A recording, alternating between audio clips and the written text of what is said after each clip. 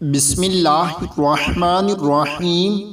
حضرت ابو درداء رضی اللہ تعالی عنہ فرماتے ہیں کہ جو شخص صبح 7 مرتبہ یہ دعا پڑھتا ہے وہ سچا ہو یا جھوٹا، اللہ تعالی اس کے لیے کافی ہو جاتا ہے۔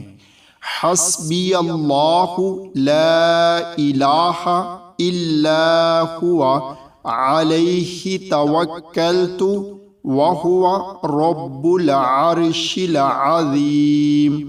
مجھے اللہ تعالیٰ کافی ہیں، اللہ تعالیٰ کے علاوہ کوئی سچا معبود نہیں، اسی پر میں نے توکل کیا اور وہ عرش عظیم کا رب ہیں۔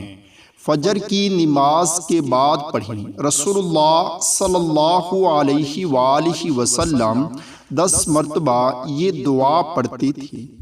لا الہ الا اللہ وحدہ لا شریک لہ لہ الملک ولہ الحمد یحیی ویمیت وہو علی کل شیء قدیر۔